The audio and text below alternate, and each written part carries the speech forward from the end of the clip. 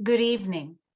The Hopkinsville League of Women Voters, in partnership with the State of Kentucky's League of Women Voters, would like to welcome you to our forum webinar on Fair Maps for Kentucky.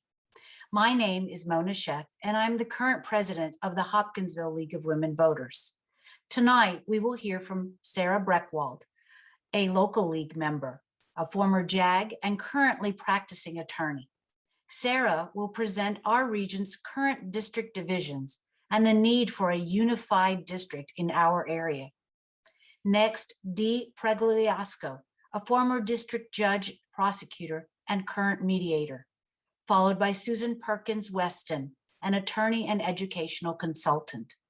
They will both present district lines from the state point of view. They will present maps using the Fair Maps software that divides districts across the Commonwealth based on population rather than political affiliation.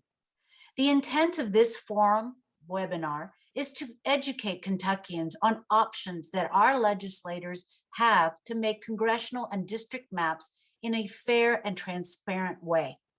Please use the Q&A boxes on your screen for questions and comments that our moderators, Cindy Heine and Karen Brown, will forward to the appropriate speaker for answers. Sarah? Thank you, Mona. Our topic today of redistricting is especially important for Hopkinsville. Since the last redistricting maps were voted into law in 2013, we've been one of the only Kentucky cities our size split into three and added to other counties. Here in Hopkinsville, we've got local neighborhoods, churches, and businesses where the folks involved share the same schools, city infrastructure, county services, employers, and local tax structure. But for state representation in Frankfort, we don't share with each other. Some of us share with folks up to 3 counties away on the other side of land between the lakes. Our state representatives are the local voice for our community in Frankfort.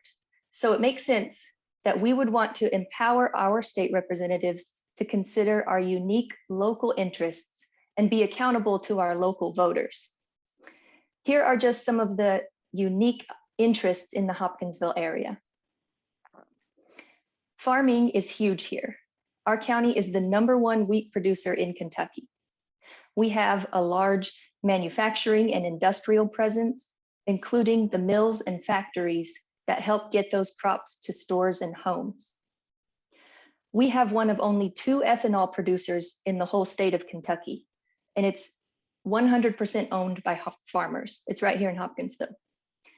Christian County has one of the highest population percentages of children in the state of Kentucky.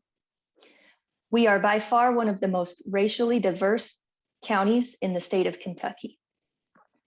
The Fort Campbell Army Base brings service members and families here from all over the world, and we also have a lot of veterans, more than the surrounding counties by population. Our public school students here in Christian County receive significantly less funding per student, the per pupil expenditures, than the state average, and less than most of the surrounding counties, despite having the highest percentage of students qualifying for free and reduced priced lunches compared to the surrounding counties. And last, the average cost of childcare is much higher in our county than the surrounding counties. So those are just some of the examples of the unique local interests in the Hopkinsville area, and there are a lot of others. When divided parts of our community share a portion of multiple districts with 5 other counties, it's hard to know if our local priorities can be represented and accounted for. Our league here in Hopkinsville has been working to get folks talking about what they'd like to see for the next set of maps that are drawn in the redistricting process by our legislators this year. The proposed maps that our state league guests will present to you all in a few minutes are one option. Individuals are also welcome to use map-making software to come up with their own maps to give feedback to legislators. And you can also make suggestions to the league's proposed maps. There's not necessarily just one right answer on how to do redistricting. And the more local input that our legislatures can get from us, the better. The new redistricting maps will stay in place for the next 10 years. So we have just this one chance to make sure we make a positive difference for our community. Now I'm going to turn it over to Dee, who will tell you more about the redistricting process. Thanks. Thank you, Sarah. And I do want to say this, first off, thank you all for attending this forum. We're happy and excited to sort of share all of this with people all over the state. And we want you to understand that the League is nonpartisan. We don't support candidates and we don't support parties. So let's get started with a PowerPoint that we've got that Susan and I will talk to you about. And this is the very first thing that's really critical. And we hope that most people understand this, but I think it's always good to have a reminder. So based upon the 2020 census, Kentucky redistricting is going to have to deal with our 6 congressional seats. And Kentucky is lucky that we didn't lose enough population that we would lose a seat. We used to have 7, but now we have 6 and we're going to keep our 6. In the state legislature, we have 38 Kentucky Senate seats and 100 House seats. And of course, those affect Hopkinsville and Christian County. And then judicial, city, county, and school board seats also have to be redrawn based upon population. So Susan, I'm going to say next, just so you understand, I'll say next, and Susan will get us to the next slide. So when is this redistricting going to happen? Well, we presume, we're drawing maps, we presume that the legislature is drawing maps, and they're going to have to create these new districts because there are elections next year in 2022, congressional elections and state elections. Now, are they going to do it in January? We presume they're going to have to at least get started in January, but they do have a January 7th filing deadline. And so they may have to push that back, and we presume they will, because obviously people can't file if they don't know where their districts are, because they need to live in their districts. So is it going to be February, March? We don't know, but some districts may not get set up until 2024 for the 2024 elections. All right, next. All right, why should you care? I think basically under why should you care is critical with basically what Sarah said, because these representatives, your representatives, they're supposed to represent you, and you should be selecting them rather than they're selecting you. Because what we know is when there are these safe districts and there's no competitions, then officials don't feel like they have to compromise. This has led to polarization and to gridlock. I don't have to tell you all, you know what the news is all about in regards to polarization and gridlock all over the country, not just in Kentucky. And then if the lines are not drawn right, in other words, a lot of us know what gerrymandering is. That means bad redistricting. But if those lines aren't drawn right, then there can be lawsuits. And the latest one was in 2012, which of course was 2 years after the census data, a year after the lines were drawn, and obviously lawsuits are costly. Next. All right, what's the best approach? Well, the best approach would be an independent commission, and probably about 17 states have a independent commission. For us to have an independent commission, we would have to have a constitutional amendment. That's hard to do. There can only be 4 on the ballot at any one time, and it just takes a lot. So the next would be an advisory commission. We proposed that both last year in 2020 as well as this year, and we got nowhere with it. And I say we proposed it. Legislation was filed by legislators, and we supported that, but it didn't go anywhere.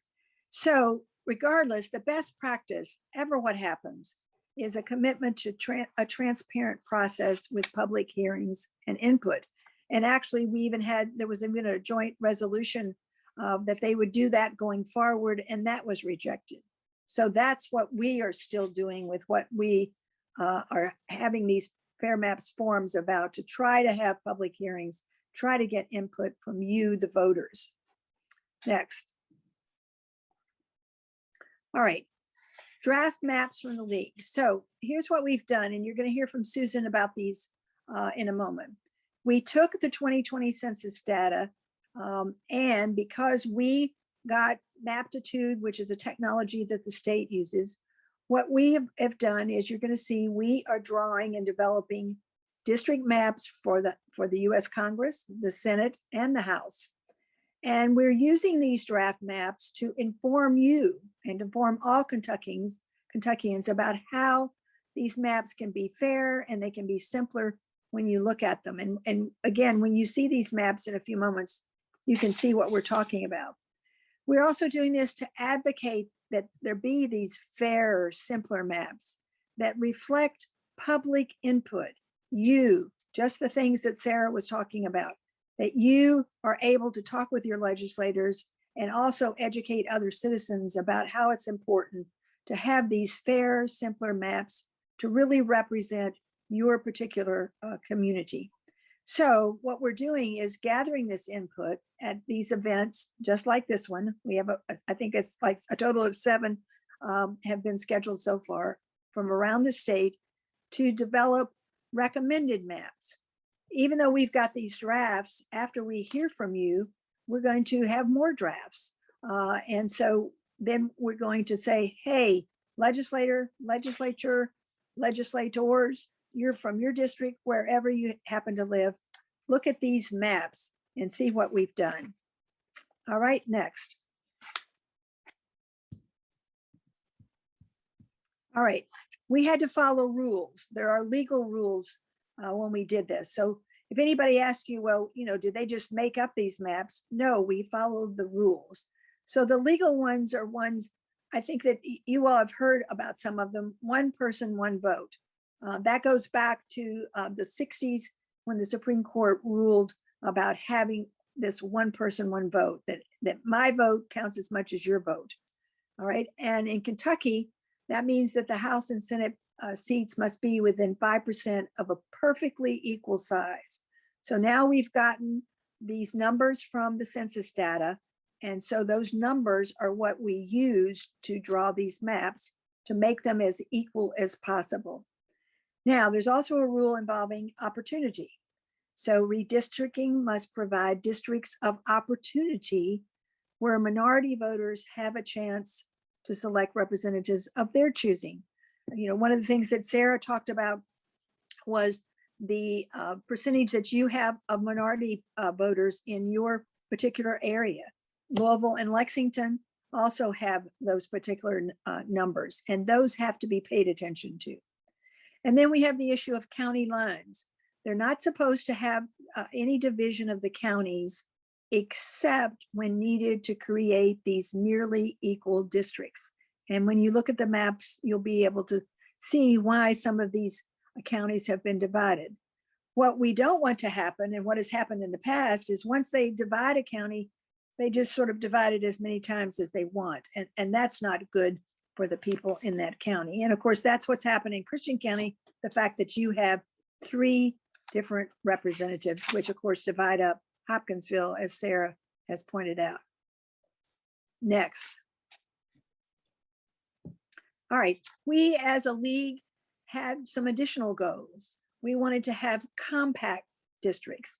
In other words, whatever the district, when you look at it, you can see that people in those districts can have some real connection to each other, even as far as distance, so that they're in easy reach of each other.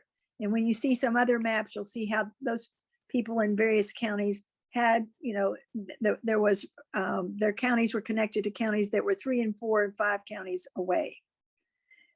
And then there's county seats. When we divided a county, and Susan will talk about this, we tried to create a district that was inside the county and included the county seat. Again, that's something, of course, that affects Hopkinsville. And we succeeded most of the time. There are some examples that Susan can talk about where it just was impossible. And part of that, I want to point this out at this time, part of that has to do, and we can't forget this, with population. You know, one of the things that makes it difficult in Kentucky is we have 120 counties. And when you look at the population changes, many counties have lost population. And so it's not always easy to make sure that the county seat is in a certain district. And then when we drew our maps, we did something that the politicians don't like, but we drew them with indifference to incumbents. We used the rules, we had our goals, but we didn't worry about whether it was going to affect any current legislator. So Susan, in drawing these maps, didn't worry about who represented whom where. We took the population numbers and have the boundaries and drew our maps. Next. All right, this is the last slide that I'm going to talk about until we get to the end. And Susan's going to talk about the real specifics, but this is a very critical map to understand what's going to happen in Kentucky with redistricting. This shows how our population has changed from 2010 to 2020. And when you have time, because this is being recorded, you'll be able to look at this again and look at this more closely if you want to. And you can find this map on our website also. And that is the gains, the percentage gains. And what you can tell, if you know anything about Kentucky, you can look at this map and you know the I-75 corridor from Cincinnati down through Lexington, down to Tennessee, and the I-65 corridor from Louisville down all the way to Bowling Green to the Tennessee border. That's where the most increase in population, with a minor exception here and there, that's where the population increases have occurred. And the dark blue and the lighter blue is where there has been the losses. For you in Christian County, your loss is less than 3%.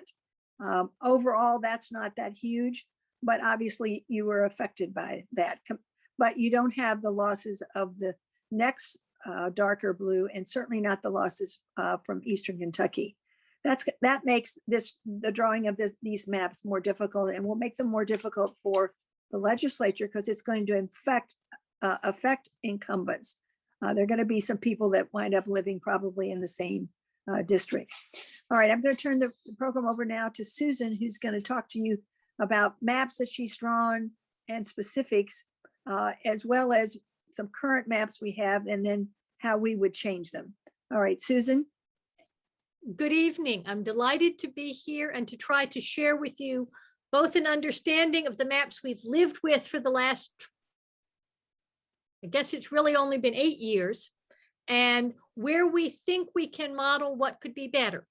I also want to say really early on, the biggest point of these forums is to put the people-powered element into these maps by getting lots of feedback.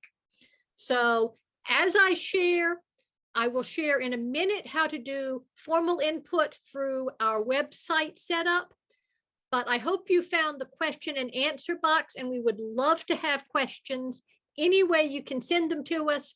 And we have 2 people standing by to interrupt me and say, Susan, we have a question you might want to answer. Oh, I have been reminded to turn on my video. I can be visible. And here I am, back in view. I was hoping to keep my eye on the questions. So let me back up one to talk to you a little bit about the map of our congressional districts. So this is the congressional map we've been living with 6 districts. And I want to take a pause, and I'll count to about 20 to let you have a look at what these maps have and think, what do you think is the weirdest in this map?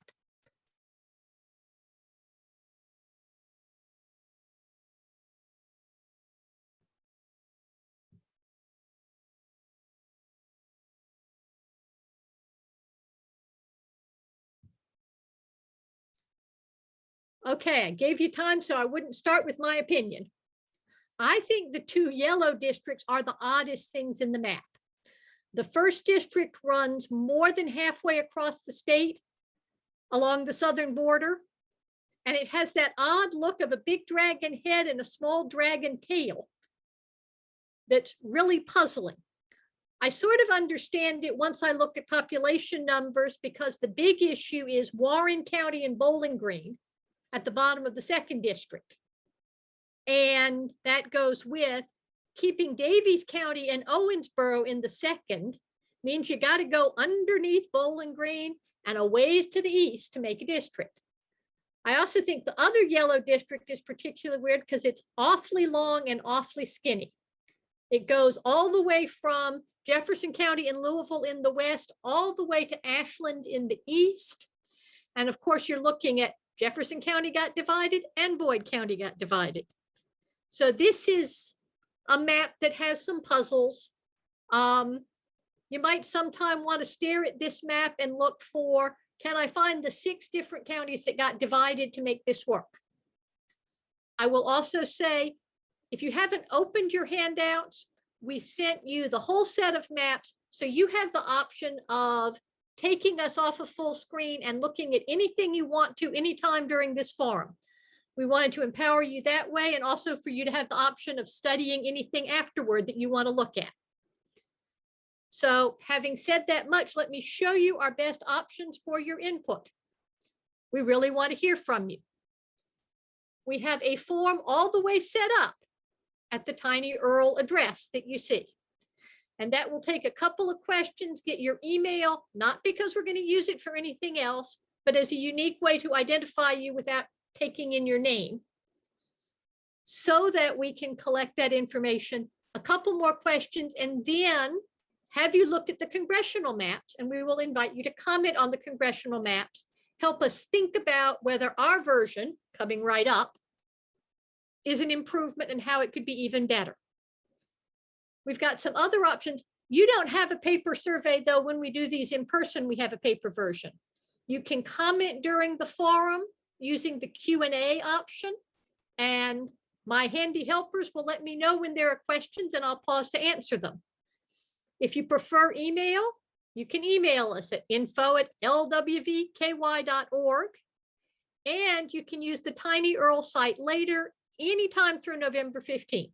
So we really want to hear from you, and you should bring us thoughts, because that's how we find out what's happening. When I'm doing these maps, I occasionally think I'm walking on other people's eggshells. I try to choose lines that I think will work for people in particular places, but I'm absolutely sure I'm getting parts of it wrong, and the audiences for these forums are my best chance to find out what I missed. So with that much shown, let me click over and show you our version of the map. And I'll give you some seconds to just sort of look at that.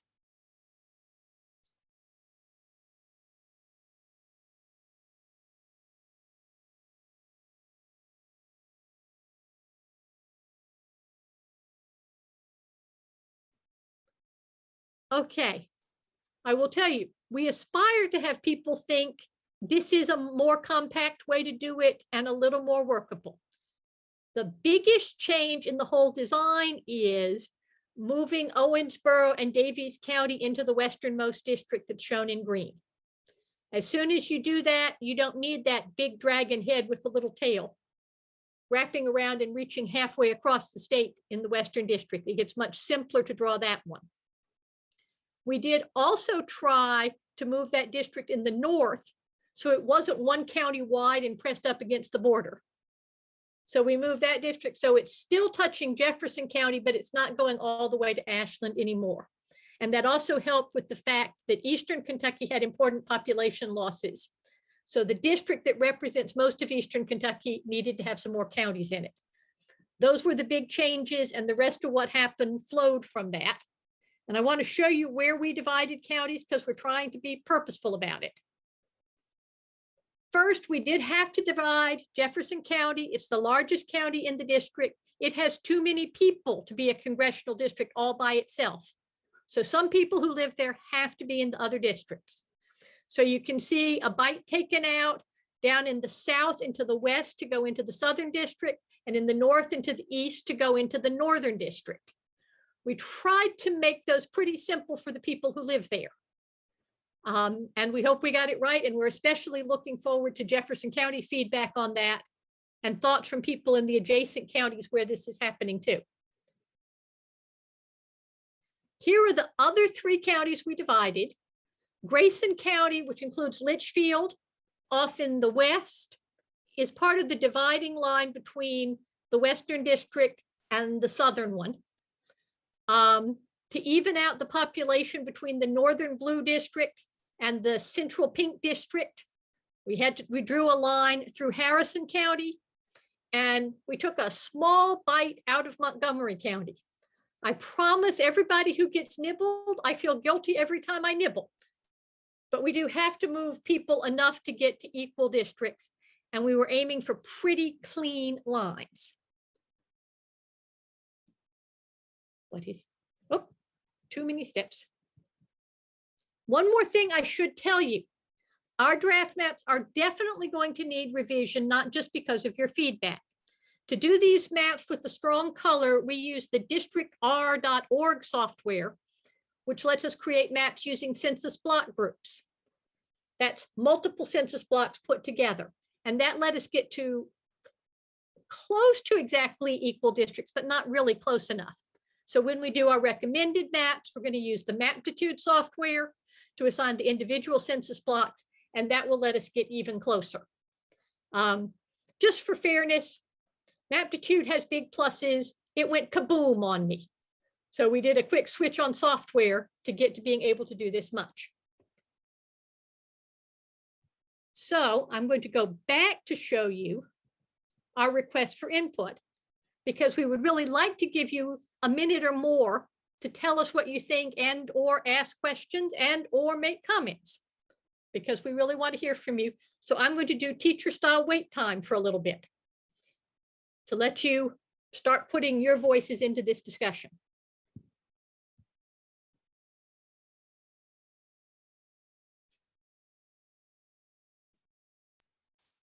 There's one comment, Susan, that says you still have a district that goes from Tennessee to Illinois that is not contiguous.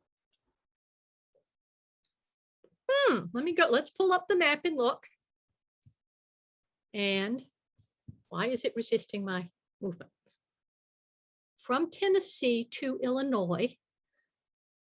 I am really puzzled by that because I think these are fully contiguous. I wonder if the person thinking that could share a little more about what they're seeing, because it may be something about how I explained the maps.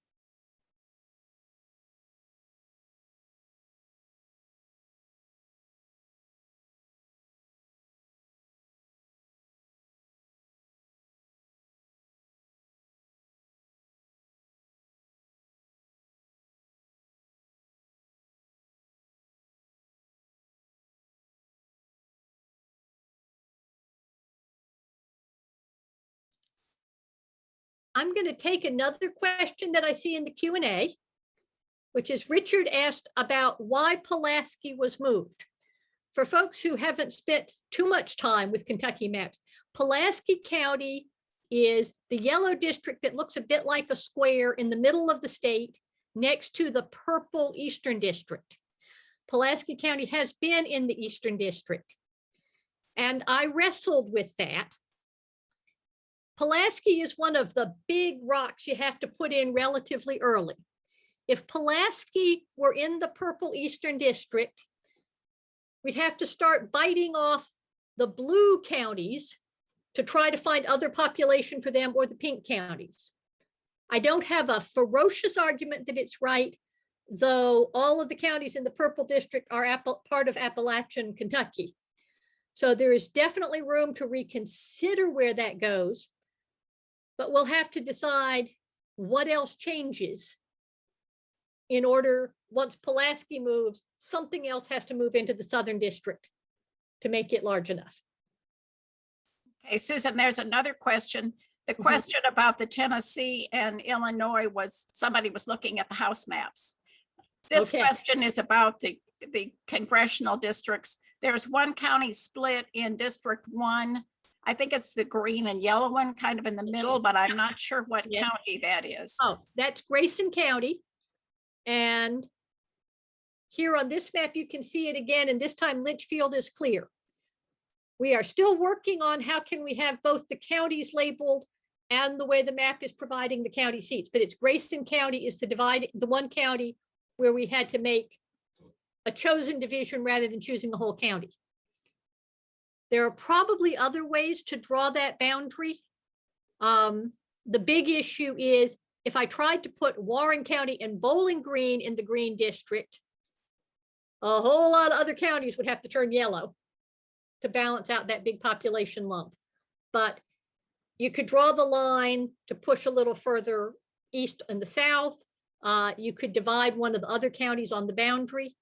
And that would be a really interesting thing to hear input on.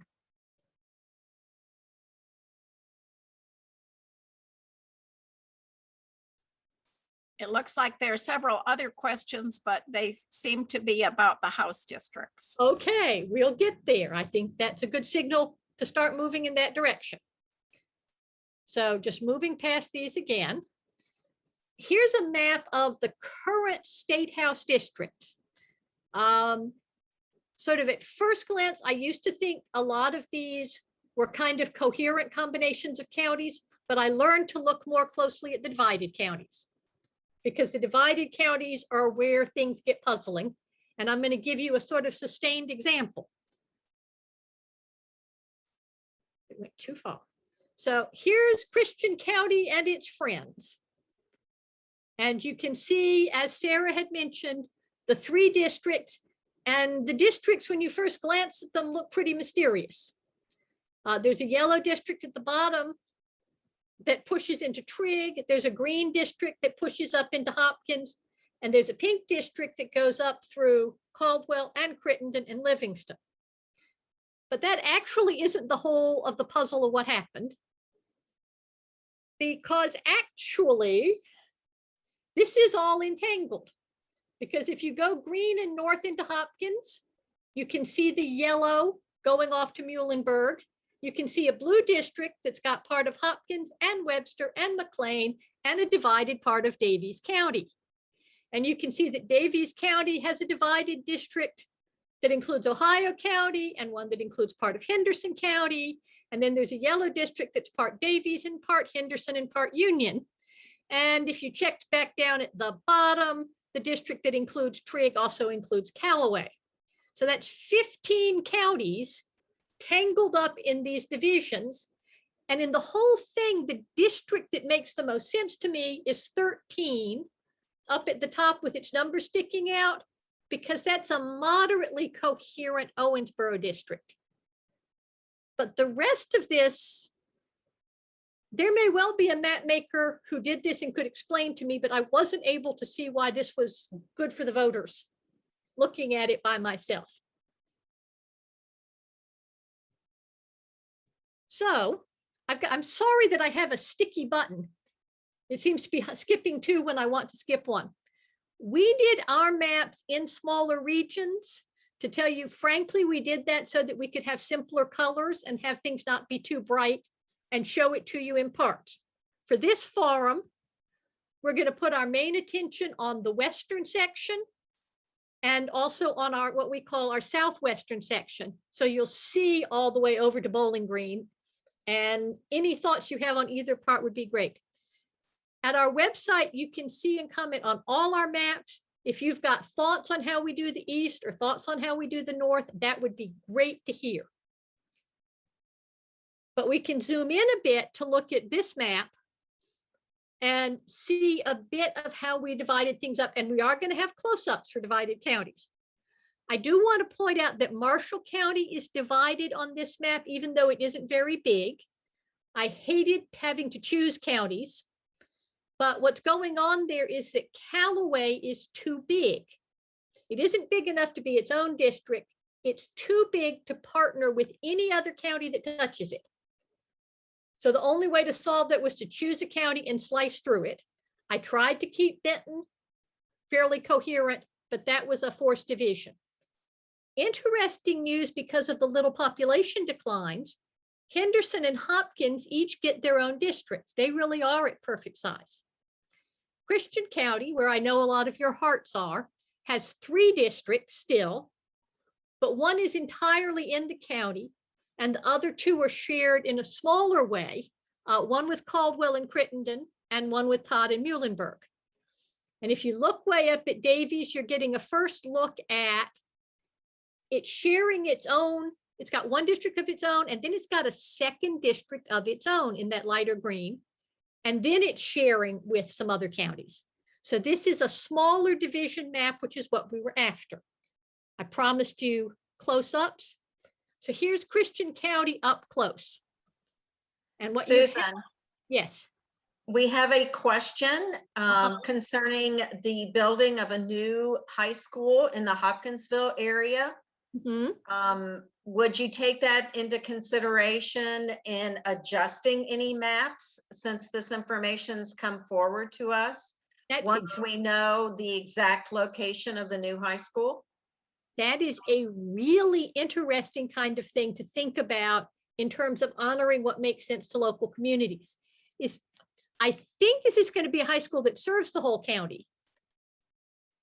But that may shift a little bit what feels like the center of gravity in Hopkinsville. And a big goal in this was to have a district that looked and felt like it had a very strong stake in Hopkinsville and would respond to Hopkinsville concerns. And then the other 2 parts of the state, you have one map that's heading off to be combined with Caldwell and Crittenden, and another that's heading off to be combined with Muhlenberg and Todd.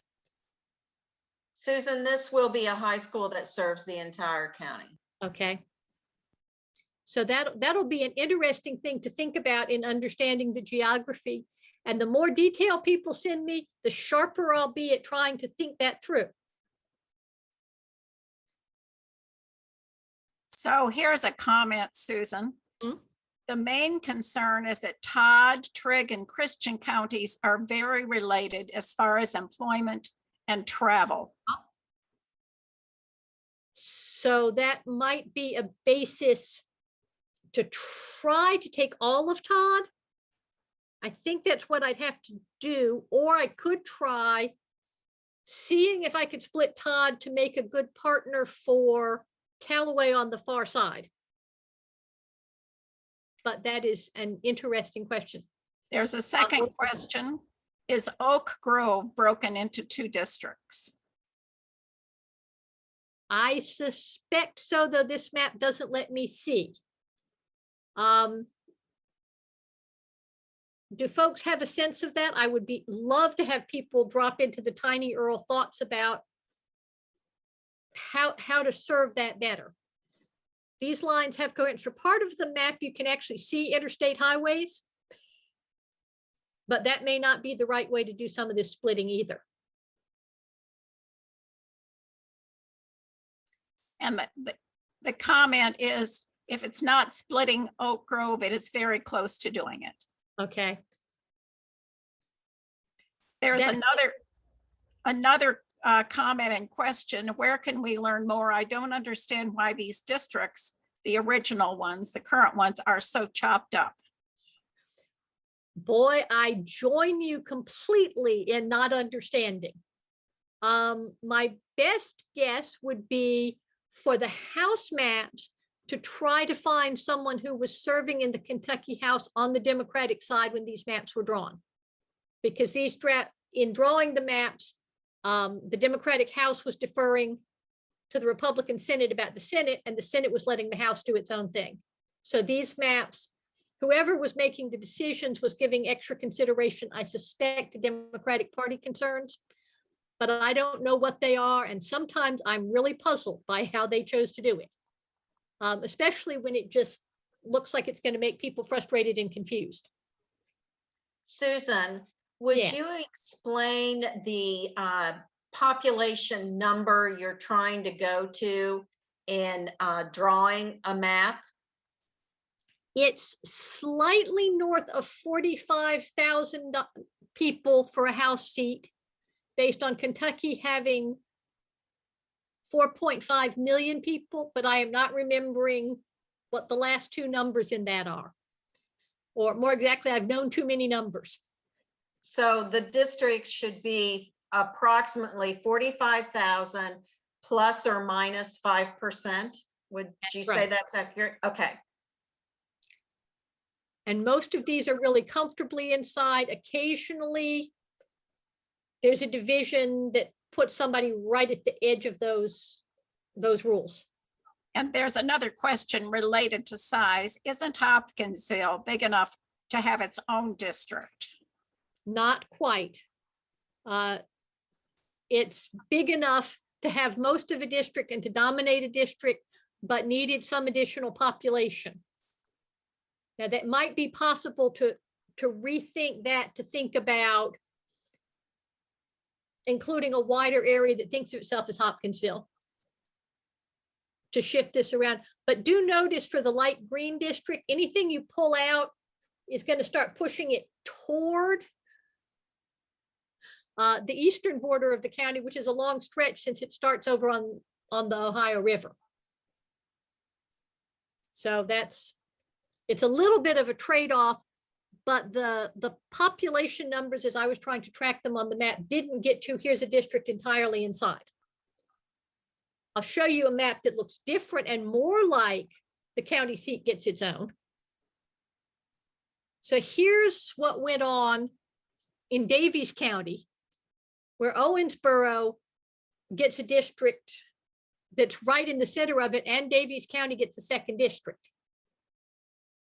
And then it's sharing a bit with the set of other counties adjacent to Daviess and to Henderson. That's a bit better. I would feel better if I could find a good way to draw a map like that for Hopkinsville. And I'll show you the detail for, this is one of my two unfavorite maps in the whole effort, because pressed, well, you can't go in every direction because north is leaving the state and pretty nearby south is leaving the state. I ended up dividing McCrack in 3 ways without giving Paducah a district that was coherently inside the county. So this orange district that includes the territory from 24 up to the Ohio also includes all of Livingston County. And then you're seeing the green that's connected to Graves and the yellow that's connected to all the counties to the west of there. This is unpretty. I would not do it willingly. If I could have put the counties together in a district that was contiguous without doing it, I wouldn't have. And I am officially prepared to dance with joy if somebody suggests to me another combination that would be lawful and wouldn't split Paducah off from so much of its own county. But that's where the map gets difficult, especially at the state borders, where you can't go in every direction, so you have fewer counties that could connect things. I'm going to put up the input request again and pause, hoping there are going to be some more questions and some more thoughts, and I'll be happy to go back to any of the maps that I've shared. Susan, there was one other comment. The land barrier between Trigg County and the counties west of there, because of the land between the lakes, which has no population, or there is a land barrier. Yeah. And so the lakes make a difference. Yes, and even when you're past the lakes, you have a whole area that has very little population. So you're dealing in long drives before people get connected. So that is a tough one to wrestle with, along with Pine Mountain in the east. They are my two geographical, how do I serve this well? And I haven't yet done a set of maps that I feel like is really good for the people living there, working with the lakes issue. I want to, I'm trying to figure it out. Ideas from others would make me very happy. And then there is also a comment that Hopkinsville has about 32,000 in population, not the 45,000. That sounds about right.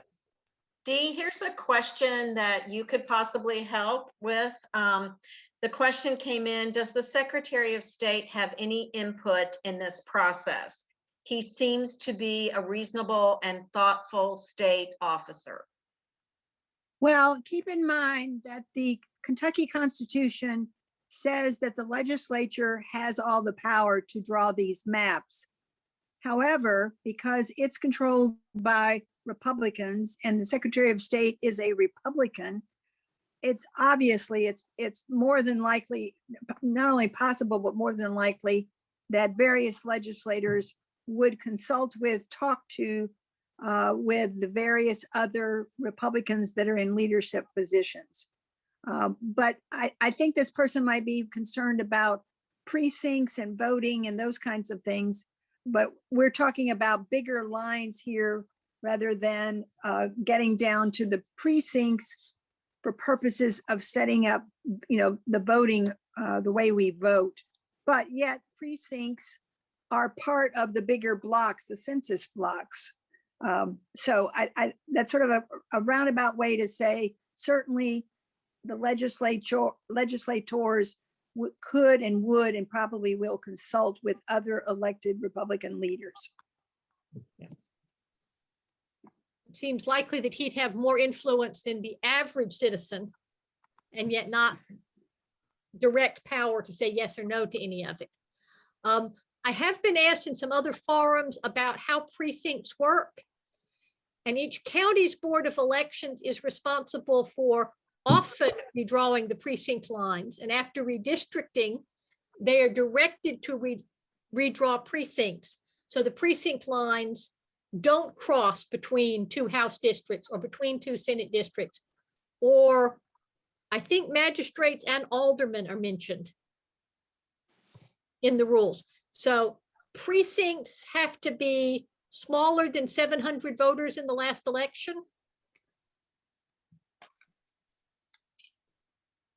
But the precincts will move to fit within what the legislature decides here, along with what gets decided by local officials on the local offices. So I did want to give you a prettier map to look at while we were fielding questions. Here's a question. What did you do with Trigg County? Let me back up. And this map shows you Trigg County is with Lyon County and the other half of Marshall, where Marshall got split to go with Callaway. If you put Lyon and Trigg together, and then with Marshall, you can make one district. But of course, that's all crossing the lakes part of the state. It is not an ideal district. It was what I could figure out how to do, given being completely jammed up further west in the size of those other counties. But Trigg is there in brown, adjacent to Christian County.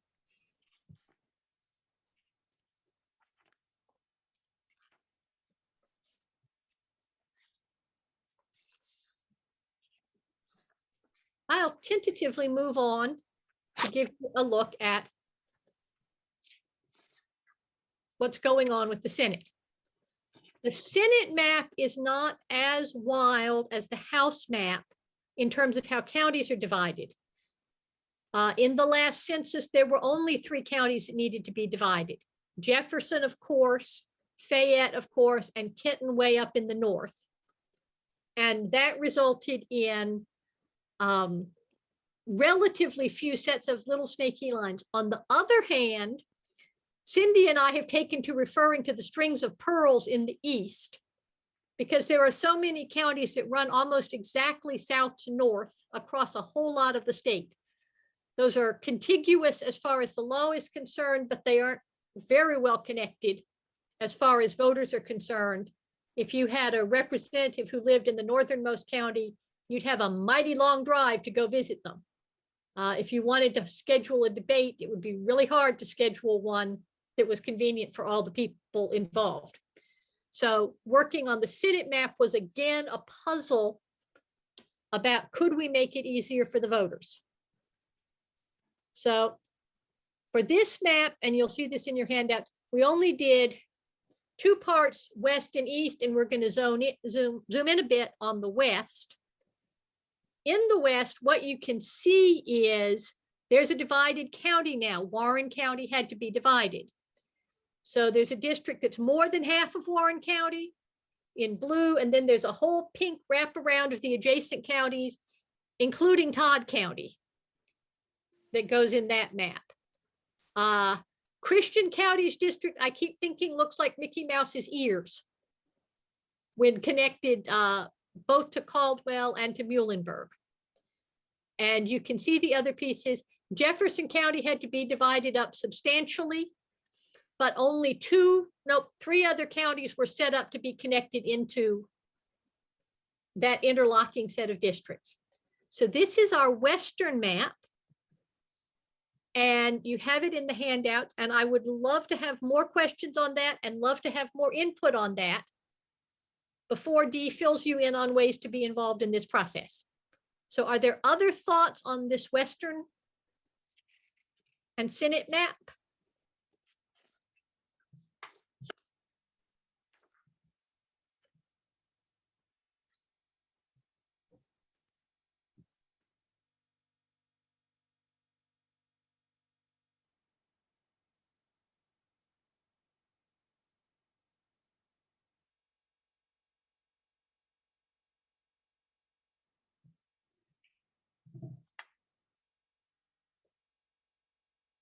So Susan, I'll jump in here. Great. So if you took Marshall County and let's see here. I'm just trying to see how you've got these blue counties connected. You'd have to split Marshall if you were going to have them look like they're more connected. Yes, this was just craziness with our Supreme Court's rules, which say don't divide counties unless you have to. It was possible to make that blue district at the southwest corner of the state, but that is a bad version of contiguous. You know, it's there because it obeys the state constitution, and I couldn't come up with an argument that we had to divide the counties. I will say, having gone back and reread the Supreme Court ruling on that, it says something about if you had a consistent policy statewide, you could make some adjustment in how firmly districts are within the 5%. You might be allowed to make a little further adjustment. I haven't thought of what the policy would be, and I kind of hate to try to think of a rule based on wanting to fix that blue district. But there probably is a little wiggle room to come up with, here's why that's wrong, and argue it. I just haven't had the oomph to decide I should try to argue with the state Supreme Court on that. But that blue district is a place where you might start your case, because that's a long stretch for people to connect to each other. Here are a couple of comments, Susan. I think that they are related to maybe the house. The lake areas east of Marshall, Lyon, and Trigg have a lot in common. That would be the better division in the house. And then the rivers are big dividers in commerce and service areas. That is going to be good to look for on both points. It's going to get tough out there in the West, given the population numbers and that obligation to glue counties together rather than any smaller unit. But that is really helpful to know in trying to make it work. And then another comment, Caldwell and Muhlenberg counties have very little connection to Christian County. Again, Todd, Trigg, and Christian are considered a local labor market area and would be better to combine. We'll try.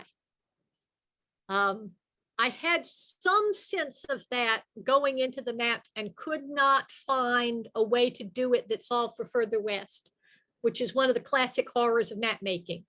But hearing from local people, I will try again, because it would be better to do it so it fit the communities that think of themselves as connected.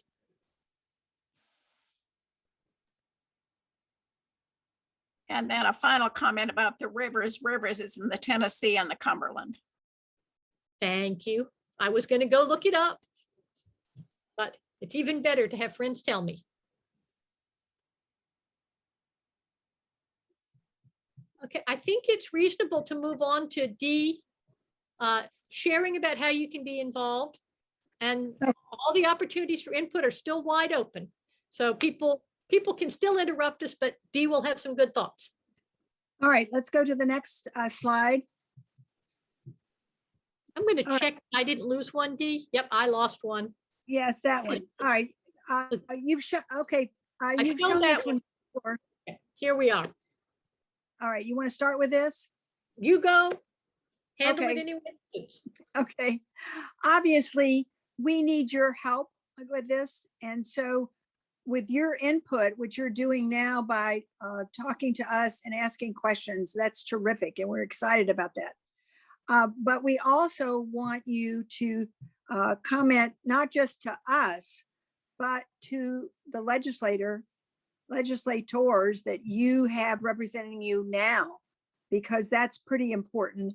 They like to hear from their constituents more than, for example, hearing from me. I live in Louisville. Susan lives in Danville.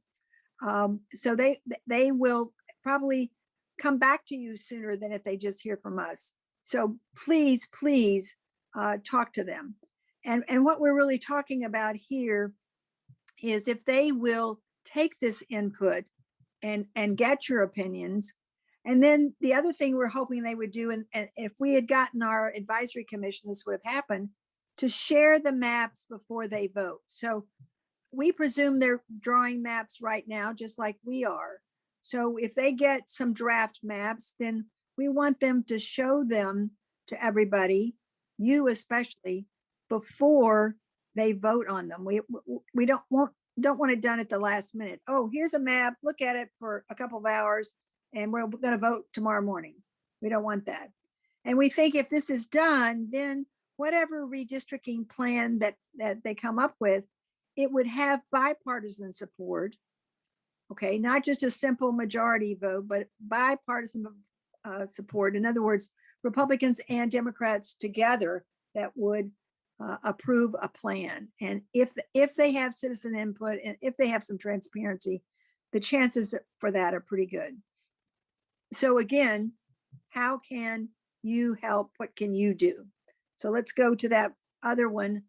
Okay, we'll go with this. You've already seen the ones that Susan has shown where you've got options to do the survey and comment and all that. So ask leaders, in other words, ask your representatives, your senators, and it's easy to call them. It's an 800 number. The people that answer the phone in Frankfort, believe it or not, are some of the nicest people I've ever talked to. They're always polite. They're very careful about getting your name. Obviously, they're going to ask you your address so they can make sure where you live, and they will get these calls of yours to your legislator, whoever they are. That you've got 3 representatives and a senator. Tell them what you want. Tell them you want an open process. You want to be able to speak out publicly about these maps and what's going on. Then we want you, if you will, sign the People Powered Fair Maps petition, which is on our website. Now, I want to explain this petition. It's not a fancy petition that's going to, the Secretary of State's going to approve or disapprove. It's not that at all. It's just we're collecting names and we want the legislature to know how serious we are and that citizens are serious, that they want this open and transparent process. Now, you are attending a Fair Maps forum. That's great. If you want to attend more of them, you can go on our website. We're going to have one in Bowling Green. We're going to have one in Pikeville, have one in Northern Kentucky, in Lexington, in Louisville. And we're working on having one in both Paducah and in Owensboro.